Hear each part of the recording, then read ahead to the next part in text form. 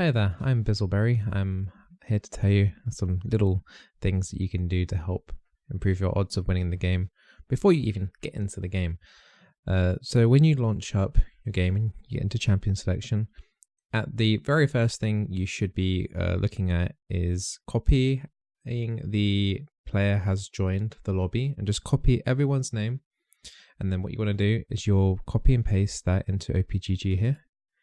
And then you'll get a screen that looks similar to this. Now on this screen, it gives you a lot of information about the players on your team. So you can tell quite quickly if people are in their main roles or on off roles. And in this example here, we've got me as the support. I was assigned support. And then we've got another support main on our team that was assigned AD. So this player that has been assigned AD and is a support main, you can see quite quickly in their match history, they have no games as AD, at least on season 8. You can quickly look through other seasons as well. Season 7, all support. So you know that this guy is probably going to have, so you know that this guy's going to have some difficulty playing AD. So that kind of gives you, as a support main myself, that gives me a tell that I should be playing a champion that can affect other lanes more than my own lane. Because say if we even get ahead in bot lane, the mechanical skill of this player playing AD, he's much more likely to be bad at the role than good at the current elo that we're at. So the best bet is to take roaming supports, or taking an AP damage dealing support like Brand or Zyra. Going anything towards AD carry, AD buffing champions like Lulu or Janna, or in some cases Morgana. There isn't much point, because you're protecting a player that isn't playing at their full potential, whereas you could be helping out someone mid lane or your jungler getting ahead when they're playing their primary roles, and they would know how to use every drop of gold to their maximum advantage. So another thing to consider is the fact that the jungler could be auto-filled as well. So when the jungler's auto-filled, then you need to make sure that you don't overextend too far in the lane. Expect to be out jungled and have the enemy to have more map presence. So it might be play something safer, like if you're a mid laner, to have wave clear, something that can just stay back and farm close towards the tower and play a little bit safer rather than playing aggressive. Because if you're playing aggressive, the smarter junglers will know when to come down and counter gank. The smarter jungles will know when to come down and counter gank the enemy jungler, whereas the ones that have a little less experience will probably stay in the jungle a little bit more and take less risks. And so those are some things to take into mind and into consideration.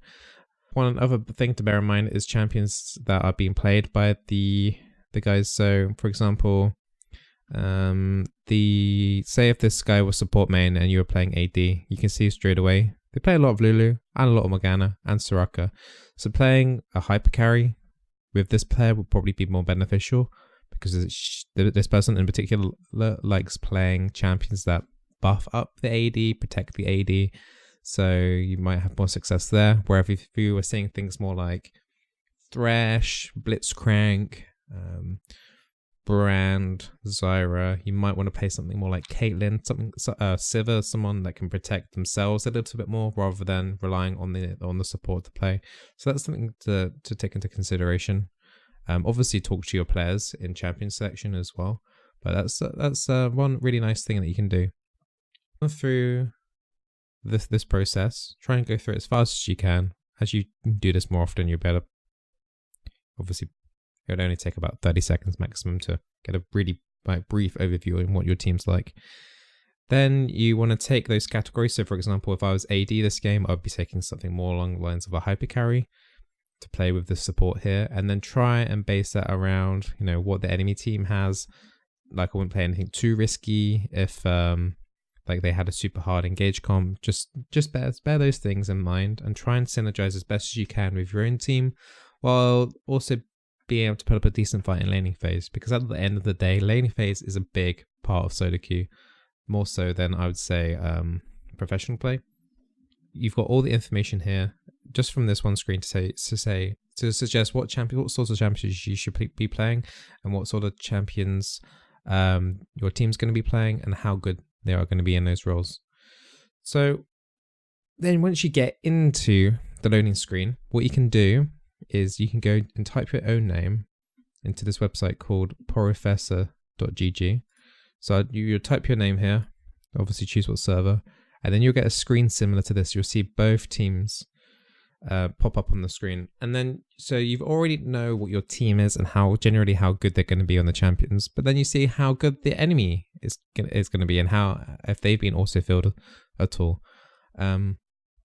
So for example, this lane here, this guy here is playing support, but his main role is a jungler, so he might have some more trouble in the bot lane. So the AD would have to be a little bit aware of this. As an enemy player, I'd be looking at this and going, as the enemy bot lane, I'd be looking at this going, okay, this Braum could be exploited in some way. He might be a little bit weaker than what most supports I'm used to be playing against. So you can use that knowledge to your advantage. On the flip side though, this AD carry here is auto-filled. So this sire will be knowing that like 0 games on Tristana this season. Doesn't play Tristana and is a jungle main. So you can use that knowledge straight away to go, okay, this Trist is going to be a lot less experienced than me in my mirror match up.